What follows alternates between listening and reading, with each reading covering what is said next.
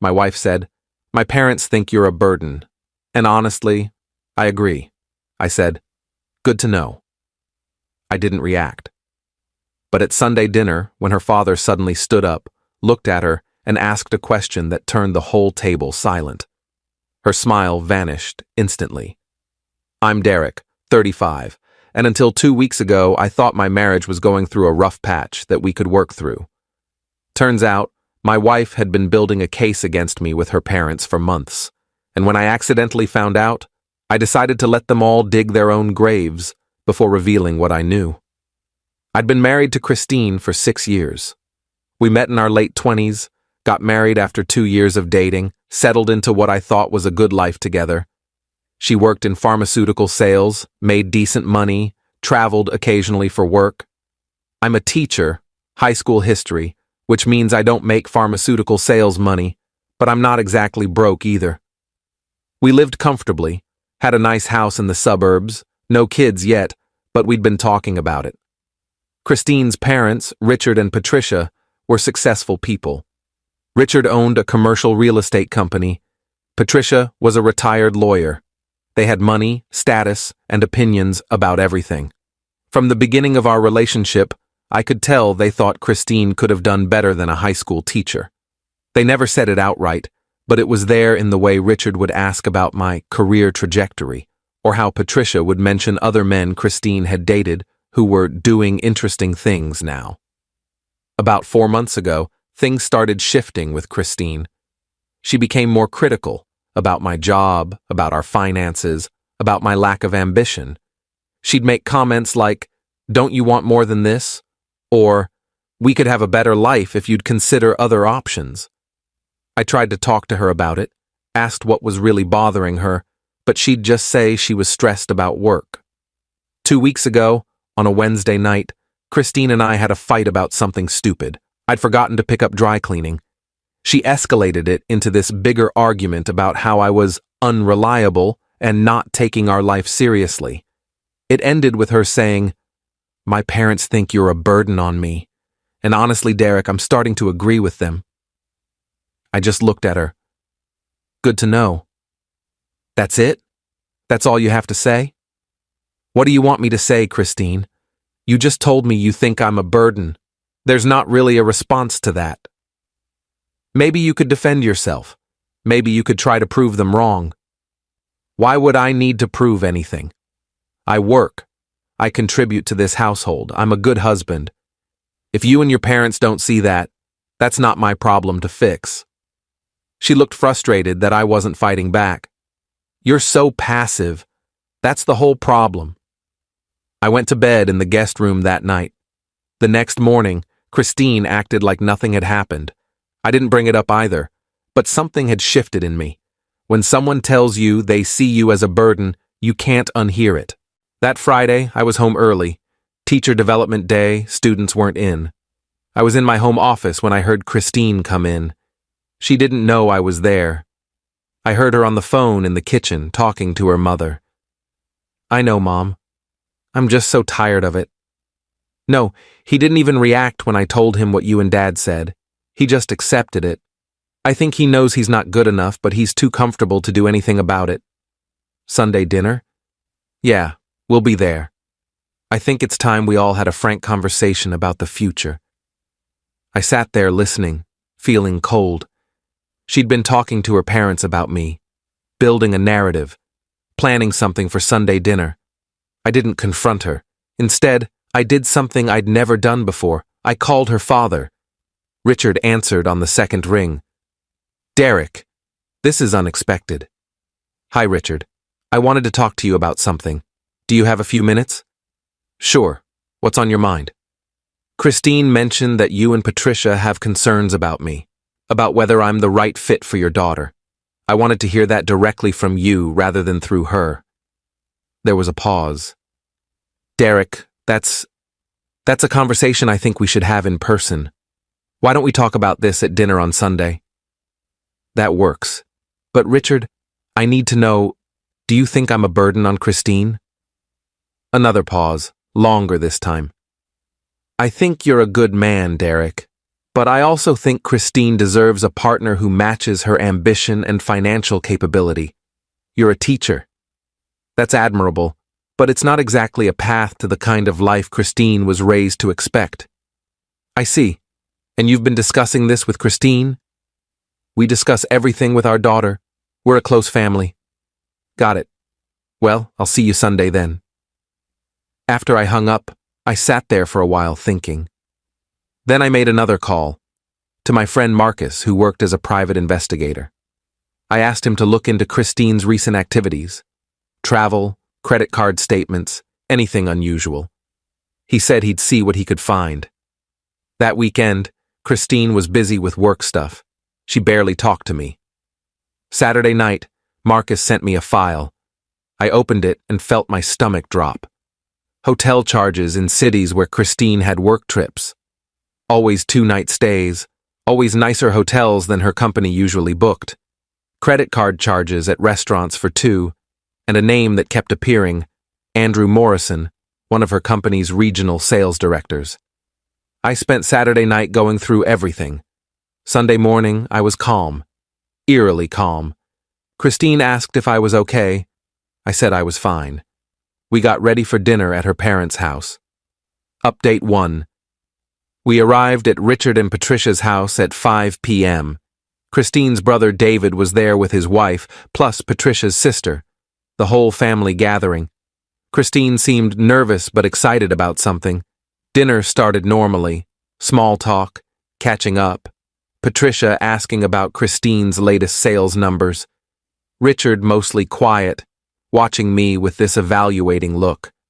I played along, answered questions politely, didn't give anything away. About halfway through the main course, Christine cleared her throat. So, Mom, Dad, I wanted to talk to everyone about something important.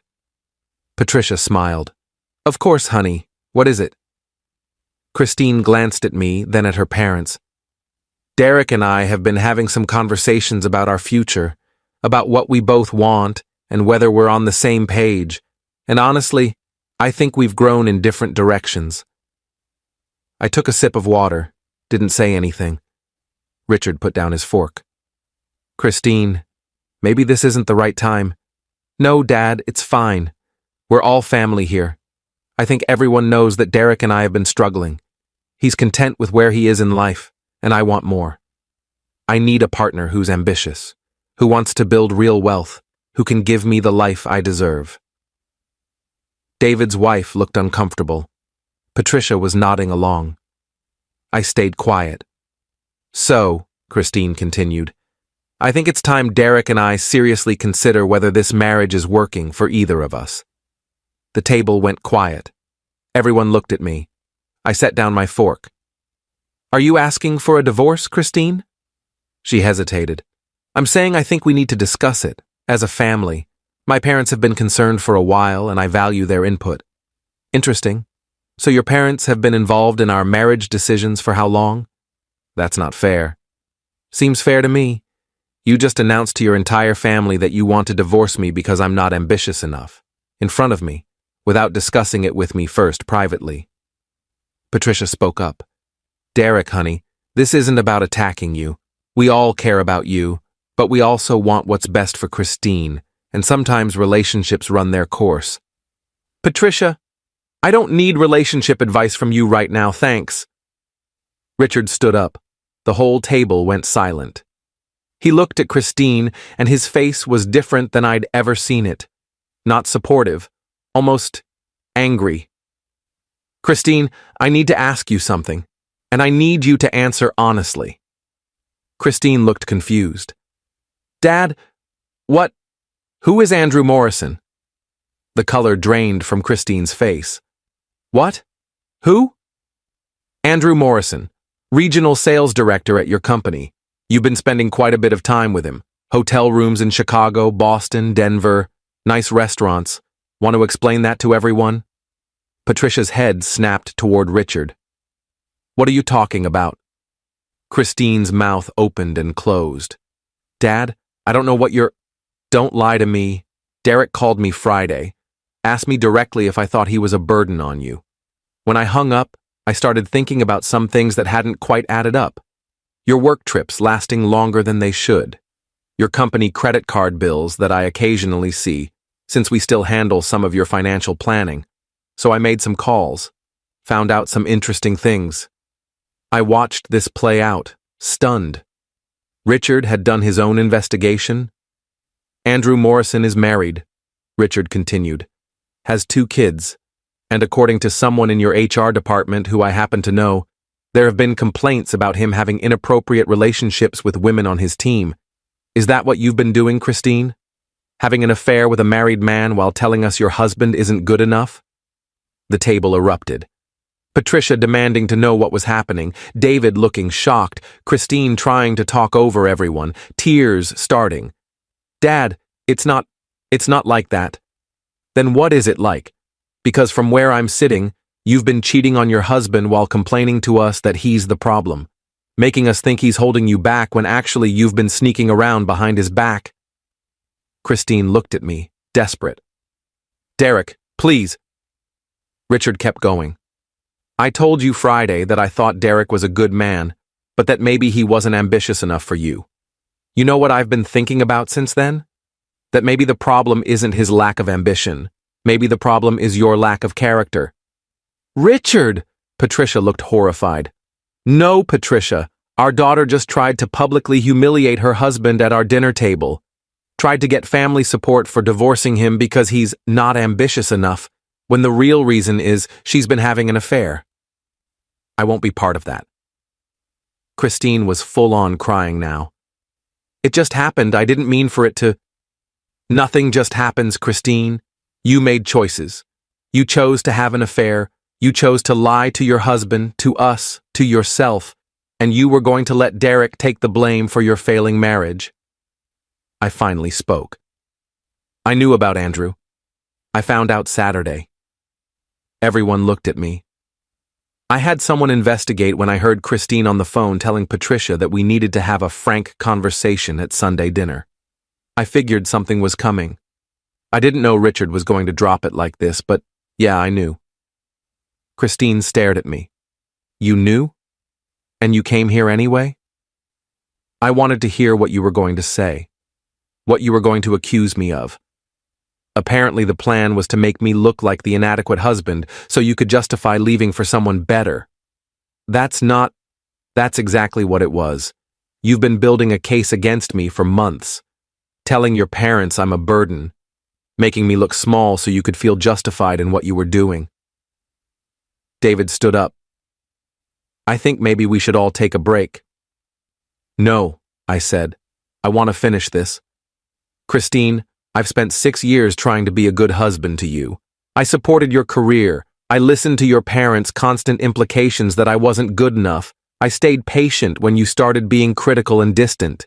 And the whole time, you were cheating and planning an exit strategy that made me the villain. Derek, I'm sorry. I don't want your apology. I want you to understand that you don't get to rewrite this story. You don't get to make yourself the victim who was held back by her unambitious husband. You had an affair. You lied. You tried to manipulate your family against me. That's the truth. I stood up. Richard, Patricia, I appreciate your hospitality over the years. I'm sorry it's ending this way. David, good to see you. Christine, I'll be filing for divorce this week. You can stay at the house until we figure out living arrangements, but I want you in the guest room. I walked out, got in my car and drove home in silence, hands shaking on the wheel. Update 2. Christine came home 3 hours later. I was in the bedroom packing some of my things to move to the guest room. She stood in the doorway. Derek, we need to talk. There's nothing to talk about. Please, just listen to me. The thing with Andrew, it was a mistake. It didn't mean anything. I was confused and he paid attention to me and I made a terrible choice. How long? What? How long has it been going on? She looked at the floor. 4 months. 4 months. The same time she'd started being critical of me. So you've been cheating on me for 4 months and spending that whole time telling me and your parents that I'm the problem. I felt guilty. I think I was trying to justify what I was doing by making you seem inadequate. That's not an excuse, Christine. That's just you being cruel. I know I was wrong.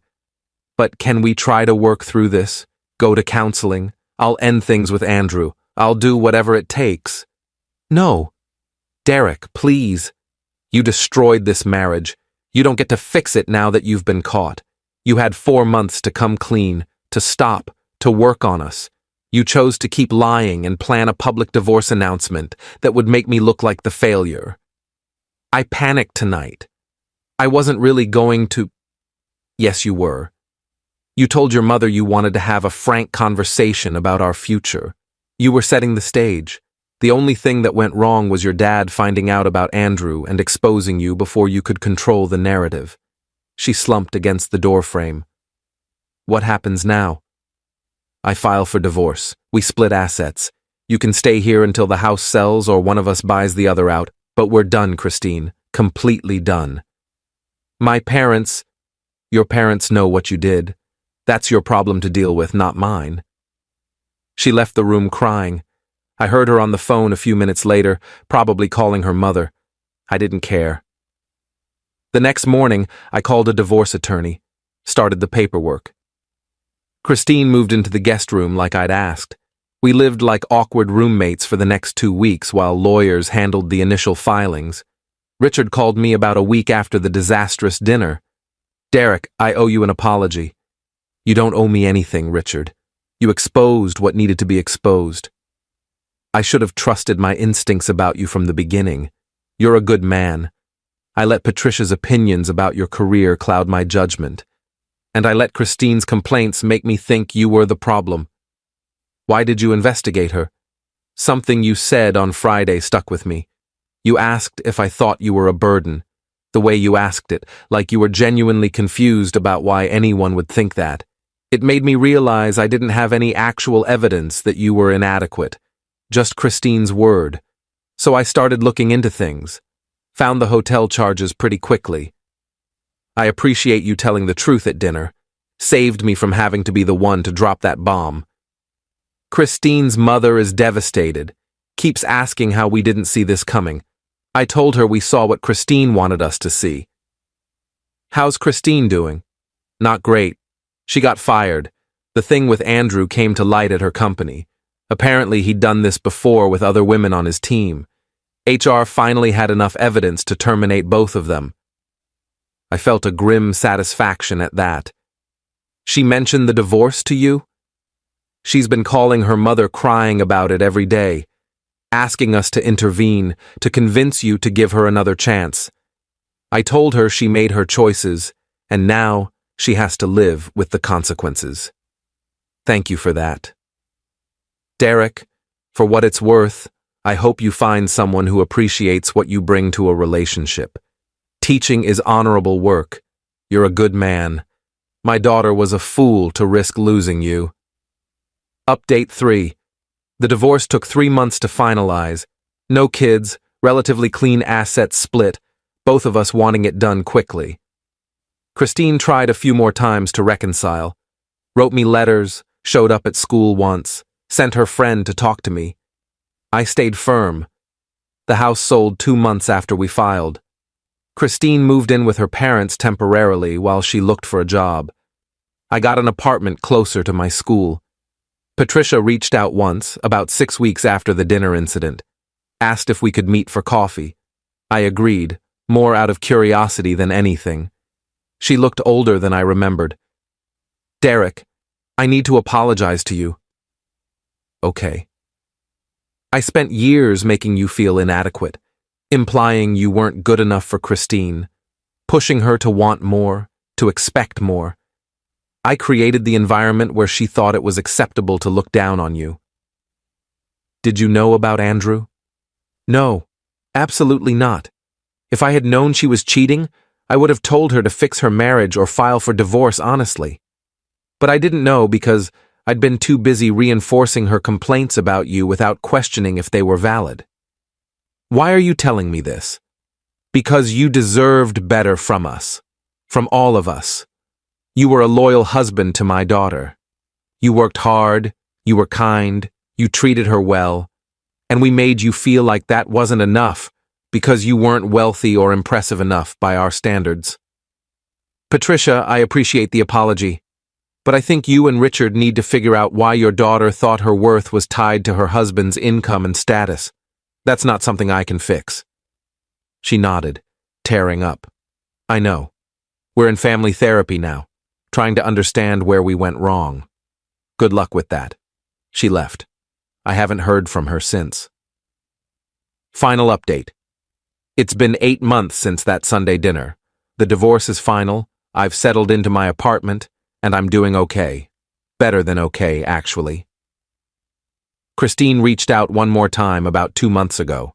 She'd found a new job, was trying to rebuild her life, and wanted closure. We met for coffee. She looked different, smaller somehow, less sure of herself. I've been in therapy, she said, trying to understand why I did what I did, why I sabotaged us. And what did you figure out? That I was never comfortable with who I was. I always needed external validation, my parents' approval, career success, the right partner. I thought those things would make me feel worthy.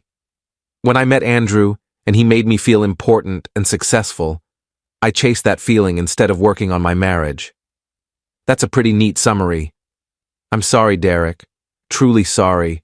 You deserve so much better than how I treated you. Yeah, I did. Do you hate me? I thought about it. No, I don't hate you. I feel sad about what we could have been if you'd been honest with yourself and with me. But I don't hate you. Are you seeing anyone? That's not really your business anymore. She nodded. Right, I hope you're happy. I am. I'm teaching, I'm coaching the debate team now. I bought a used motorcycle and I've been taking weekend trips. I'm figuring out who I am outside of being someone's not good enough husband. She flinched at that. I really am sorry. I know you are. But sorry doesn't fix what happened. It just means you understand it now. We finished our coffees and said goodbye. I haven't heard from her since. Richard sends me a text every few months checking in. David invited me to a barbecue last month, which was weird but nice. I went. His wife told me she'd always liked me and was glad I'd gotten out. I learned a lot from this whole mess. I learned that when someone constantly makes you feel inadequate, it says more about them than about you. I learned that family loyalty can be toxic when it means enabling bad behavior. And I learned that sometimes the kindest thing someone can do is tell the truth when it needs to be told, even if it destroys the illusion everyone's been living in. Christine made choices. She chose to have an affair, to lie, to try to make me the villain in her story. Her father chose to investigate and tell the truth.